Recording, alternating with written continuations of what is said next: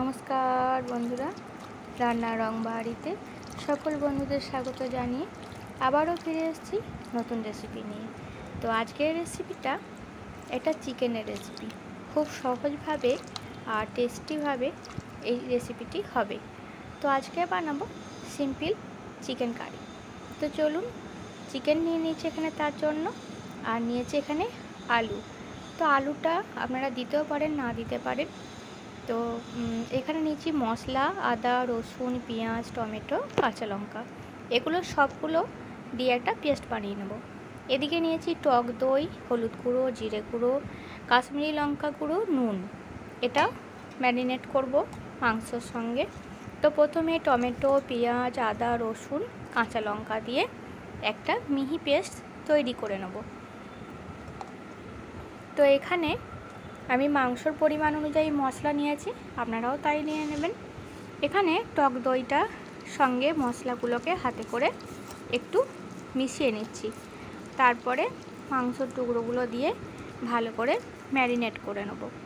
তো এখানে যেহেতু নুন দিয়ে দিচ্ছি, তাই নুনের পরিমাণটা পরবর্তী ক্ষেত্রে কিন্তু বুঝে দিতে হবে। তো এখানে মাংসর পিসগুলো আমি ভালো করে ধুয়ে নিয়েছিলাম, তো এবার সেগুলো দিয়ে দিচ্ছি। আর পুরোটা জল ঝরিয়ে আমি কিন্তু এটা ম্যারিনেট করে নিলাম। এটা আমি 10 মিনিট রেখে দেব। এদিকে দেখুন মশলাটাও পেস্ট হয়ে গেছে। তো গ্যাসে আমি কড়াই চাপিয়ে দিয়ে দিয়েছি। কড়াই গরম হয়ে গেলে দিয়ে দিলাম সর্ষের তেল। তবে এই রান্নাটা আপনারা চাইলে সাদা তেলে করতে পারেন, এর টেস্টটা কিন্তু ভালো লাগবে। তো প্রথমেই আমি আলুগুলো লাল লাল করে ভেজে নেব। আর এরকম মানে মাংসের ঝোলে বা মাংসের কারিতে, মানে চিকেন কারিতে যদি আলু পাওয়া যায় তাহলে কিন্তু খুব ভালো লাগে। সবার ক্ষেত্রে বলছি না, কিছু কিছু মানুষ কিন্তু খুবই পছন্দ করে। তো যাই হোক, আমার কিন্তু খুব ভালো লাগে। তো এবার আমি দেখুন আলুগুলো নুন দিয়ে ভাজার পর শেষে আমি যখন ভাজা হয়ে গেছে একটু হলুদ গুঁড়ো দিয়ে তেলের সঙ্গে নাড়িয়ে নিয়ে আমি আলুগুলো তুলে নেব। আর এই আলুগুলো আমি আবার পরে ব্যবহার করব। তো আলুগুলো আগে তুলে নিলাম। ওই তেলে দিয়ে দিলাম গোটা জিরে, কালো জিরে, 2টো এলাচ, 2টো লবঙ্গ, 1 টুকরো দারচিনি দিয়ে আমি পেস্ট করা মশলাটা দিয়ে দিচ্ছি। তো মশলাটা দিয়ে আমি কিছুক্ষণ নাড়াবো, এটাকে মানে কষিয়ে নেব তেলের সঙ্গে। কারণ এই যে এখানে আদা, পেঁয়াজ সব রকমই কিন্তু বাটা আছে। তো এটাকে যদি না কষিয়ে নেওয়া হয় তাহলে একটু গন্ধ লাগবে আর টেস্টটাও আসবে না। যেহেতু আমি এখানে কালো জিরে ফোড়ন দিয়েছি, তো এই যে মশলাটা কষানোর সময় কিন্তু এর ফ্লেভারটা আপনারা পাবেন। তো যাই হোক, যখন এরকম তেল ছেড়ে আসবে মশলাটা থেকে, বুঝবেন মশলাটা হয়ে গেছে। আর পেঁয়াজটা তো লালচে লালচে হবেই। এবার আমি দিয়ে দিলাম ম্যারিনেট করা মাংসটা। তো ম্যারিনেট করা মাংসটা দিয়ে আমি মশলার সঙ্গে কষিয়ে নেব। তো আঁচটা কমিয়ে দিচ্ছি এই সময়। আঁচ কমিয়ে কিন্তু এটা 4 থেকে 5 মিনিট মতো আমি একটু কষাবো। আর এটা যতক্ষণ না জল ছাড়ে ততক্ষণ পর্যন্ত আমি কোনো রকম জল দেবো না, কষাতে থাকবো। তো মাঝে মাঝে যদি ঢাকা দিয়ে দিই তাহলেও কিন্তু এটা সেদ্ধ হয়ে যাবে চিকেনটা।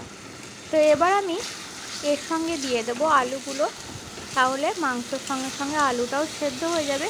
যদিও আলুগুলো আমি লাল লাল করে ভেজে নিয়েছি আর অনেকটাই তেলেতেই সেদ্ধ হয়ে গেছে, তবুও দিয়ে দিলাম, তাহলে মাংসর সঙ্গে যে মশলাটা আছে আলুতেও সেই মশলাগুলো ঢুকে যাবে।